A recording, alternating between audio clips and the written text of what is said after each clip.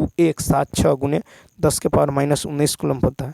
यह एक उपपरमाणविक कण है, ठीक है। प्रोटॉन जो है एक उपपरमाणविक कण है। रदरफोर्ड ने प्रोटॉन की खोज की है। इसका प्राथमिक आवेश +1 होता है और प्रोटॉन का आवेश धनात्मक होता है। यह नाभिक में स्थिर रहता है। एक इलेक्ट्रॉन पर आवेश होता है -1.602 गुने 10⁻⁻19 कूलम, ये इलेक्ट्रॉन पर होता है। नेक्स्ट, फिर प्रत्येक आवर्त तत्व का गुण पहले तत्व के समान होता है। यह किसने प्रस्तावित किया? B option, Newland. तो जॉन अलेक्जेंडर न्यूलैंड ने बताया कि प्रत्येक 8वें तत्व का गुण पहले तत्व के समान होता है। वर्ष 1865 में जॉन अलेक्जेंडर न्यूलैंड नामक एक अंग्रेजी रसायनज्ञ ने अष्टक नियम का प्रतिपादन किया। न्यूलैंड का अष्टक नियम केवल कैल्शियम तक लागू होता है। न्यूलैंड का अष्टक नियम परमाणु भार को वर्गीकरण का आधार बनाकर बताया है। न्यूलैंड के समय तक प्रकृति में 56 ज्ञात तत्व थे। नेक्स्ट, फिर है कि गैसों के संबंध में निम्नलिखित में से कौन सा कथन सत्य है? तो बी ऑप्शन। तो गैसें प्रत्येक दिशा पर समान दबाव डालती हैं।